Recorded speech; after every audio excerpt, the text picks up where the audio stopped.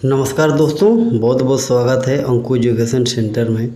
दोस्तों चलिए आज हम लोग इस वीडियो में वेल्डिंग से रिलेटेड कुछ इम्पोर्टेंट क्वेश्चन एंड आंसर को देखेंगे जो कि इंटरव्यू में पूछ सकता है। और इस तरह का क्वेश्चन अगर आपको इंटरव्यू में पूछता है तो आप आसानी से उसके आंसर दे सकोगे। तो चलिए दोस्तों वीडियो में बने रहिए, वीडियो को स्किप मत कीजिएगा। मैं आपको हिंदी और इंग्लिश दोनों में अच्छा तरह से समझाऊँगा। तो चलिए सबसे पहला क्वेश्चन पे आता हूँ। दोस्तों पहला क्वेश्चन जो है वो ये है कि व्हाट इज़ आर्क वेल्डिंग। आपसे पूछ सकता है कि आर्क वेल्डिंग क्या है, आप इसके बारे में बताइए। देखिए इंडस्ट्री में सबसे ज़्यादा आर्क वेल्डिंग का ही यूज किया जाता है। तो इसको आप बोलिए कि sir a welding process that uses a welding power supply to create an electric arc between a metal electrode and workpiece. मतलब अब इसको हिंदी में अगर कहना चाहेंगे तो ऐसा बोलिए कि सर एक ऐसा वेल्डिंग का प्रोसेस जिसमें कि पावर सप्लाई को यूज करके हम लोग वेल्डिंग का जो इलेक्ट्रोड आता है उस इलेक्ट्रोड और जो मेटल पीस होता है दोनों के बीच हम लोग इलेक्ट्रिक आर्क जनरेट करते हैं, इलेक्ट्रिक आर्क पैदा करते हैं और उस तरह से वेल्डिंग करते हैं। तो इस टाइप का जो वेल्डिंग होगा उसकी को हम लोग बोलते हैं आर्क वेल्डिंग।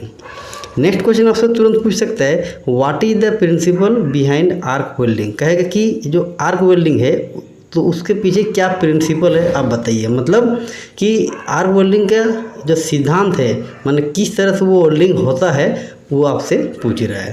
तो इसको आप बताइए कि sir heat is generated by N electric arc between electrode and workpiece. The heat melt the metal and electrode form a pool of molten metal that solidify to form a strong joint।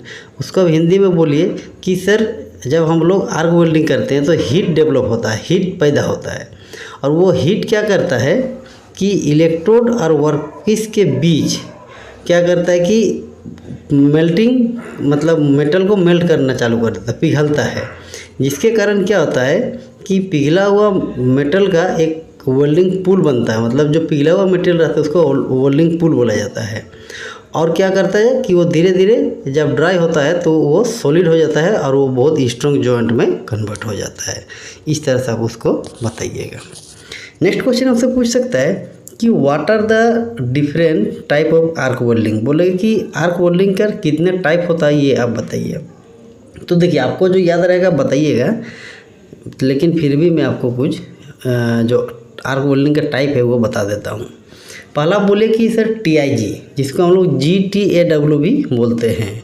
मतलब TIG का full form होता है tungsten inert gas और GTAW का होता है gas tungsten arc welding. दूसरा होता है MIG मेटल इनर्ट गैस जिसका दूसरा नाम है GMAW gas metal arc welding. उसके बाद आता है SAW जिसको बोलते हैं सबमर्ज आर्क वेल्डिंग। फिर आता है SMAW shielded metal arc welding. तो इस तरह से आपको जो भी याद रहेगा आप आर्क वेल्डिंग का टाइप को बता सकते हो। नेक्स्ट क्वेश्चन आपसे पूछ सकता है what are the advantage of arc welding. बोले कि जो आर्क वेल्डिंग होता है उसका क्या ऐसा एडवांटेज है ताकि उसको हम लोग ज़्यादा से ज़्यादा यूज करते हैं इंडस्ट्री में। तो देखिए सबसे पहला पॉइंट में आप बोल सकते हो कि ability to weld in all position. सही बात है। मतलब आर्क वेल्डिंग एक ऐसा प्रोसेस है जिसमें हम लोग किसी भी पोजीशन में वेल्डिंग कर सकते हैं। दूसरा आप बोल सकते हो कि ability to join a wide range of metal. मतलब कि बहुत सारा मेटल को हम लोग आर्क वेल्डिंग से जॉइन कर सकते हैं। जैसे स्टील होता है, एल्यूमिनियम होता है, स्टेनलेस स्टील होता है जिसके SS बोलते हैं। तो इससे क्या होता है कि हमको एक माने बहुत सारा रेंज हो जाता है, मिल जाता है मेटल का ताकि हम लोग उसको जॉइन कर सकें। फिर अब बोल सकते हो कि high deposition rate. Arc welding में क्या होता है दोस्तों कि जो वेल्डिंग का स्पीड या जो वेल्डिंग मटेरियल का डिपोजिशन होता है वो बहुत स्पीड रहता है। तो ये सारा बेनिफिट को देखते हुए आर्क वेल्डिंग को सबसे ज़्यादा यूज किया जाता है इंडस्ट्री में। नेक्स्ट क्वेश्चन आपसे पूछ सकते हैं what is the difference between SMAW and GTAW welding. कह रहा है कि SMAW और GTAW वेल्डिंग में क्या डिफरेंस है। देखिए SMAW को बोलता है सील्डेड मेटल आर्क वेल्डिंग जो हम लोग इंडस्ट्री में यूज करते हैं।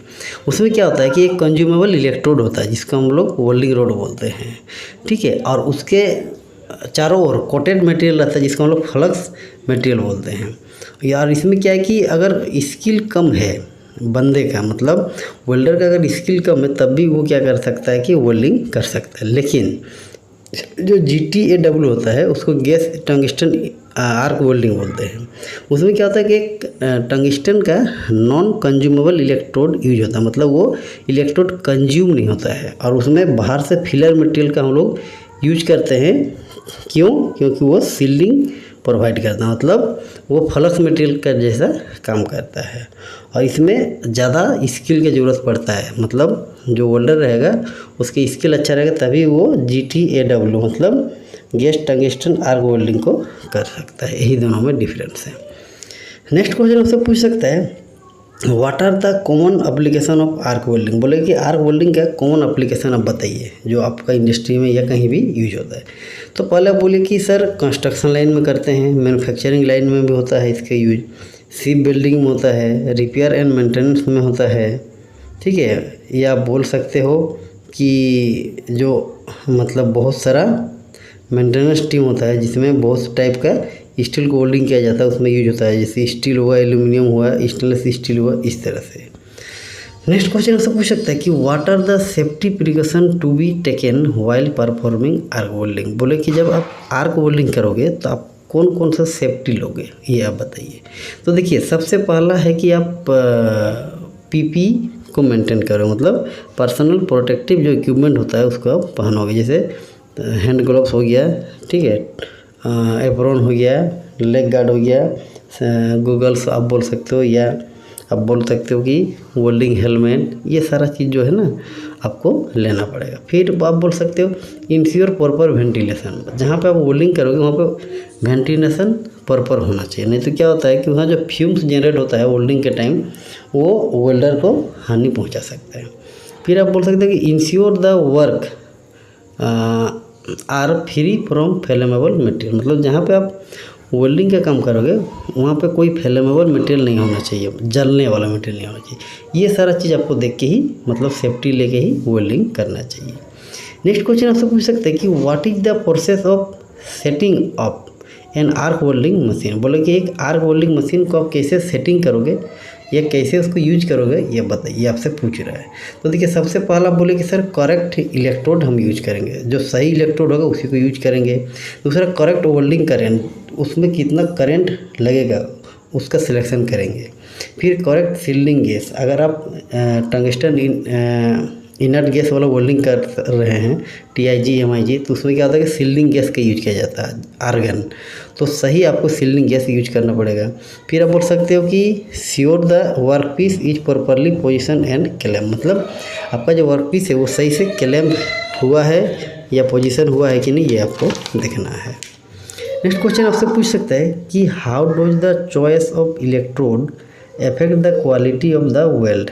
कहेगा कि आप जहाँ पे वेल्डिंग करोगे तो वहाँ पे आपको सही इलेक्ट्रोड चुनना है, ठीक है। अगर सही इलेक्ट्रोड नहीं चुनोगे तो आपको वेल्डिंग का जो क्वालिटी होगा उसमें क्या इफेक्ट पड़ेगा, ये आपसे पूछ रहा है। तो देखिए सबसे पहला चीज़ आप बताइए कि सर ये जो वेल्डिंग इलेक्ट्रोड हम लोग चूज करते हैं ये वेल्डिंग क्वालिटी को इफेक्ट करेगा अगर हम सही इलेक्ट्रोड नहीं चुनेंगे। क्यों? क्योंकि जितना भी मटेरियल होता है या जो वेल्डिंग इलेक्ट्रोड होता है सबका मेल्टिंग पॉइंट अलग अलग होता है, सबका टेंसाइल स्ट्रेंथ अलग होता है, सबका डक्टिलिटी अलग होता है। तो ये जो मैकेनिकल प्रॉपर्टी है ये सब को देखते हुए आपको सही इलेक्ट्रोड को चूज करना, नहीं तो आपका जो वेल्डिंग रहेगा उसमें क्वालिटी नहीं आएगा। नेक्स्ट क्वेश्चन से पूछ सकते हैं कि what is the purpose of shielding gas और flux material in arc welding. कह रहा है कि आर्क वेल्डिंग जो हम लोग करते हैं तो उसमें बोलता है कि जो सील्डिंग गैस होता है जैसे आर्गन जो MIG TIG वेल्डिंग में होता है, या जो फ्लक्स मटेरियल आता है हमारा आर्क वेल्डिंग में जो इलेक्ट्रोड के चारों ओर जो कोटेड मटेरियल रहता है फ्लक्स मटेरियल, बोलते उसका एक्चुअल काम किया या उसके क्या पर्पस है, ये आपसे पूछ रहा है।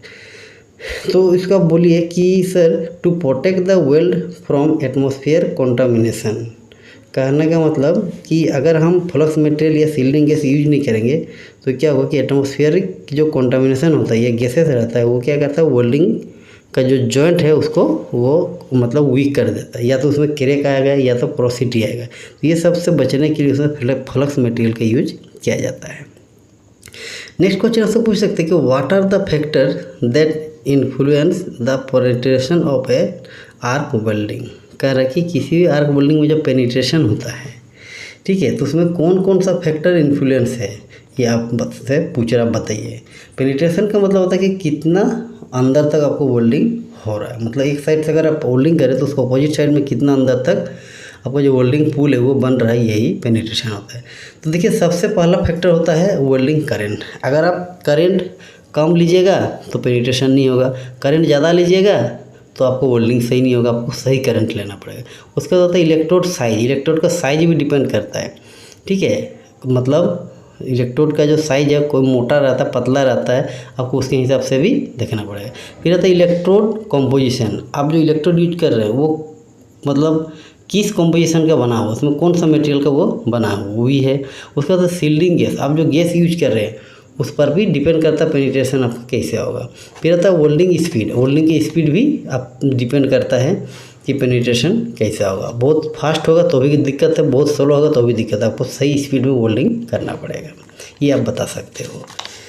नेक्स्ट क्वेश्चन पूछ सकता है दोस्तों आपसे कि what is the role of filler metal in arc welding. कहें कि आर्क वेल्डिंग में जो फिलर मटेरियल होता है उसका क्या काम है। देखिए ये filler material TIG MIG welding में यूज होता है, तो वो कह रहे हैं कि उसका क्या काम है आप बताइए। तो इसका बता सकते हैं कि to add material to the joint to build up the required thickness and reinforce the joint. मतलब कि जो वेल्डिंग किया जाता है तो उस समय अगर हम फिलर मटेरियल देंगे तो क्या होगा कि जितना थिकनेस हमको चाहिए उतना हमको वहाँ पे मिल जाता है, मतलब फिलर मटेरियल से ही हम वहाँ पे वेल्डिंग करते हैं, ठीक है। और दूसरा बात ये है कि वेल्डिंग जॉइंट का जो रिइंफोर्समेंट होता है, स्ट्रेंथ होता है, वो भी हमको मिल जाता है। नेक्स्ट क्वेश्चन आपसे पूछ सकते हैं कि what is the importance of proper joint preparation in arc welding. कह रहे कि आर्क वेल्डिंग में प्रॉपर जॉइंट मतलब आप जो कर रहे हो, ठीक है, तो उसका मतलब क्या इम्पोर्टेंस है, क्या महत्व है वो आप बताइए। तो देखिए दोस्तों सबसे पहला कि जब हम वेल्डिंग करते हैं तो उस समय क्या होता है कि उसका जो स्ट्रेंथ है या जो उसका जो क्वालिटी है वेल्डिंग का, ठीक है, वो इफेक्ट होता है। हाँ, इसीलिए सही प्रॉपर जॉइंट प्रिपरेशन होना बहुत ही इम्पोर्टेंट है। नेक्स्ट क्वेश्चन पूछ सकते हैं दोस्तों आपसे कि how does welding speed affect the quality of arc welding. कह रहा है कि जो वेल्डर वेल्डिंग करता है उस समय जो उसका स्पीड रहता है वो किस तरह से बोलता है आर्क वेल्डिंग का क्वालिटी को इफेक्ट करता है, ये आपसे पूछ रहा है। तो देखिए दोस्तों सबसे पहला पॉइंट जो स्पीड है, ठीक है, वो डिपेंड करता है द पेनिट्रेशन पे, मतलब स्पीड पे डिपेंड करता है पेनिट्रेशन। अगर बहुत ज़्यादा स्पीड होगा पेनिट्रेशन सही नहीं होगा, बहुत स्लो होगा तब भी नहीं होगा, आपको सही स्पीड पे वेल्डिंग करना पड़ता है। दूसरा था कि वेल्ड बीट शेप, मतलब जो मेटल मोल्टन होता है, मतलब पिघलता है, उस समय जो उसका वेल्डिंग बीड बनता है, पुल बनता है, शेप बनता है, वो सही नहीं होता है, वो भी इफेक्ट करता है। उसके बाद आप बोल सकते हैं overall appearance of the welding, मतलब वेल्डिंग का जो टोटल अपीयरेंस है उस पर माने क्या होता है कि इफेक्ट पड़ता है उसका स्पीड का, आपको सही स्पीड पर ही वेल्डिंग करना चाहिए।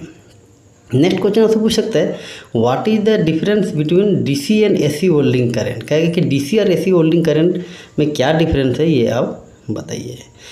तो देखिए जो DC वेल्डिंग करेंट होता है उसको बोलते हैं डायरेक्ट करेंट, ठीक है। उसमें क्या होता है कि वेल्डिंग करंट जो होता है ना वो एक ही डायरेक्शन में फॉलो करता है, जबकि जो AC करंट होता है जिसको अल्टरनेटिव करंट बोलते हैं उसमें क्या होता है कि वेल्डिंग करंट जो है वो डायरेक्शन अपना चेंज करते रहता है, मतलब उसका डायरेक्शन चेंज होता है, यही दोनों में डिफरेंस है। नेक्स्ट क्वेश्चन आपसे पूछ सकता है कि how does the choice of ceiling gas affect the quality of an arc welding. कह रहा है कि जब हम लोग आर्क वेल्डिंग MIG TIG करते हैं तो उसमें जो सीलिंग गैस हम लोग यूज करते हैं आर्गन, तो उसका सही यूज होना चाहिए कि भाई हम आर्गन ही यूज करें, कोई दूसरा गैस यूज नहीं कर रहे हैं। तो अगर हम दूसरा गैस यूज करेंगे तो उसका क्वालिटी में क्या इफेक्ट पड़ेगा, यही आपसे पूछ रहा है, ठीक है। तो आप बताइए कि सर जो सीलिंग गैस होता है वो आर्क वेल्डिंग का जो क्वालिटी आता है उसको इफेक्ट करता है, ठीक है। क्यों? क्योंकि देखिए जितने भी सील्डिंग गैस आता है सब सील्डिंग गैस का अलग अलग प्रॉपर्टी होता है, ठीक है। और दूसरा बात आप बोल सकते हैं कि जो सील्डिंग गैस है वो मेटल के साथ रिएक्ट करता है, तो सबका अलग अलग रिएक्ट करने का तरीका होता है, इसलिए सील्डिंग गैस का जो सिलेक्शन होता है, चॉइस होता है, वो सही होना चाहिए। नेक्स्ट क्वेश्चन आपसे पूछ सकता है कि what is the difference between a coated electrode and a bare electrode in arc welding. कह रहा है कि आर्क वेल्डिंग में जो इलेक्ट्रोड आता है, वेल्डिंग रोड जिसको हम लोग बोलते हैं, ठीक है, तो एक कोटेड आता है जिसको फ्लक्स मटेरियल कहते हैं जिसमें रहता है, और दूसरा आता है बेयर मतलब जिसमें फ्लक्स मटेरियल नहीं रहता, सिर्फ आपका मतलब स्टील का रोड रहेगा, ठीक है। तो दोनों में क्या डिफरेंस है ये आपसे पूछ रहा है। तो देखिए आप बोलिए कि सर जो कोटेड इलेक्ट्रोड रहता है, ठीक है, वो क्या होता है कि फ्लक्स मटेरियल से वो कवर रहता है ताकि वेल्डिंग के टाइम बाहर का जो कंटामिनेशन है वो अंदर ना जाए, उसको वो प्रोटेक्ट करता है। लेकिन जो बेयर इलेक्ट्रोड होता है उसमें कोई फ्लक्स मटेरियल का कोटेड नहीं रहता है, ठीक है, उसको ऐसे ही मतलब वेल्डिंग हम लोग में यूज करते हैं, वेल्डिंग करते हैं। तो दोस्तों आज का ये सेट कैसा लगा आपको? अगर अच्छा लगा तो वीडियो को लाइक शेयर करिएगा और चैनल को सब्सक्राइब करके ऑल पे क्लिक करिएगा ताकि जो भी मेरा वीडियो आएगा उसका नोटिफिकेशन आप तक पहुंच सके। धन्यवाद।